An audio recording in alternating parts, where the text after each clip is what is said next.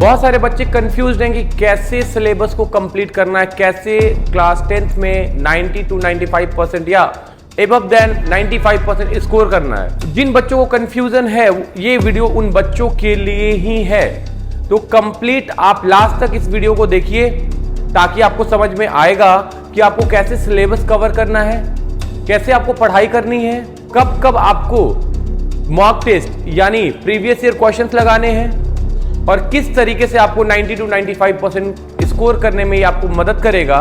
ये सारा road map, ये सारी चीजें इस रोड मैप के वीडियो में हम आपको बताने वाले हैं। तो साइंस जो है हमारा तीन सेगमेंट में आपको साइंस डिवाइडेड है, तीन अलग अलग इसमें पार्ट होते हैं। एक होता है आपका फिजिक्स, दूसरा है आपका केमिस्ट्री और तीसरा जो आपका है इसमें है बायोलॉजी।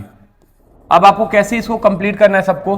फिजिक्स में देखो सबसे इंपॉर्टेंट है न्यूमेरिकल्स प्लस कॉन्सेप्ट, ये दोनों आपका सही होना चाहिए, ठीक है।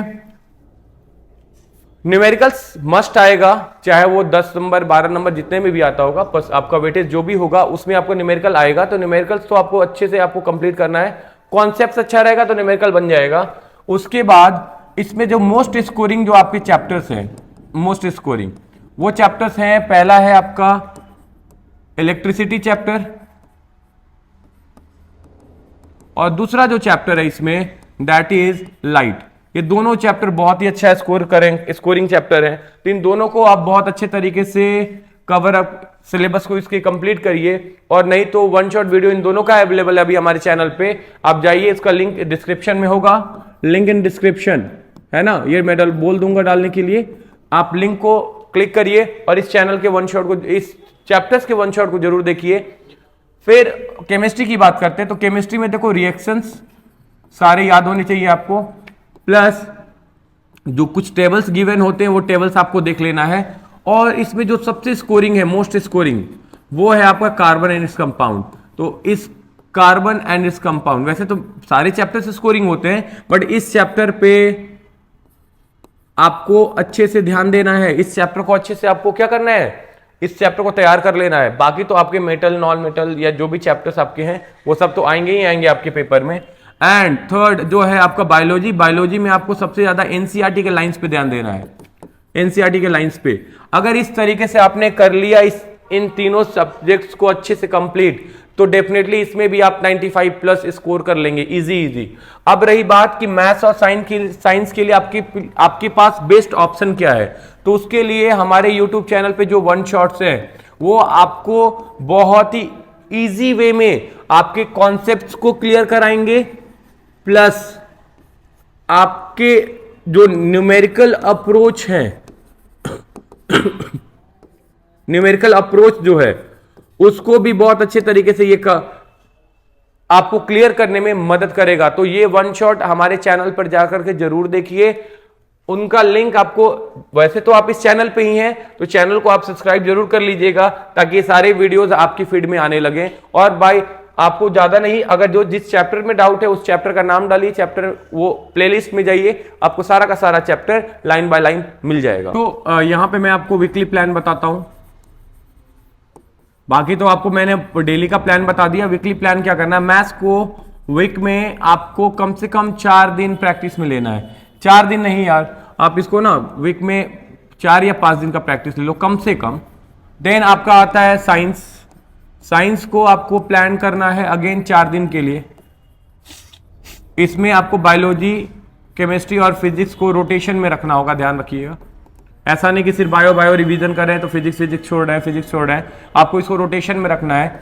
एसएसटी को अगेन 3 दिन के रिवीजन पैटर्न पे डालिए और इसमें भी हिस्ट्री, सिविक्स, इकोनॉमिक्स और जियोग्राफी जो भी है उसको भी रोटेशन में डालिए। 3 दिन क्या, इसको भी 4 दिन पे लेकर के चलिए, 4 दिन लेकर के चलिए।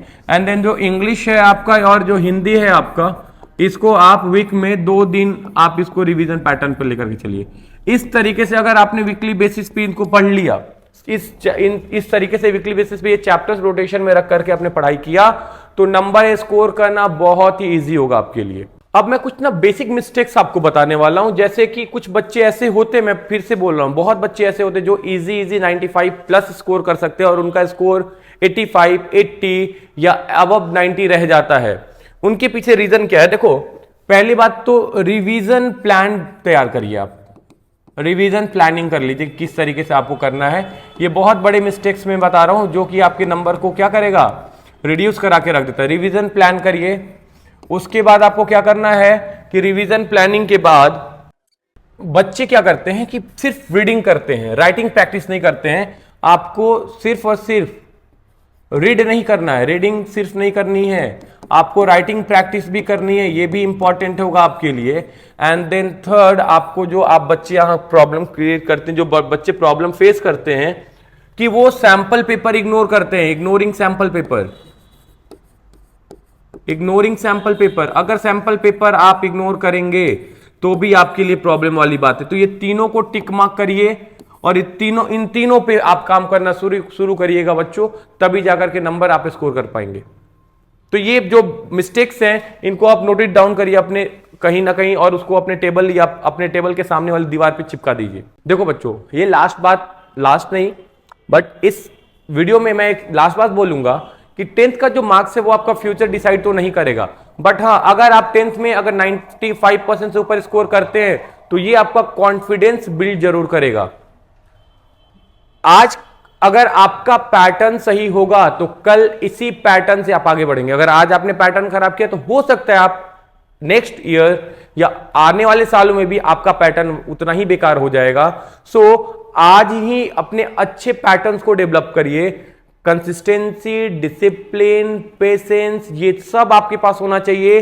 इस तरीके से आपको प्लान्ड वे में अपना काम करना है ताकि क्लास 10th में 95% स्कोर हो पाए, और उसके मोटिवेशन से आगे चल करके 12th हो या कोई भी कॉम्पिटेटिव एग्जाम हो, इजी उसमें भी नंबर स्कोर करेंगे हम। तो बच्चों, अगर आपको ये रोड मैप हेल्पफुल लग रहा है तो अगर आपको किसी और चैप्टर या सब्जेक्ट वाइज भी अगर आपको रोड मैप चाहिए तो आप हमें कमेंट सेक्शन में जरूर बताएं। चलिए, तब तक के लिए थैंक यू, बाय बाय।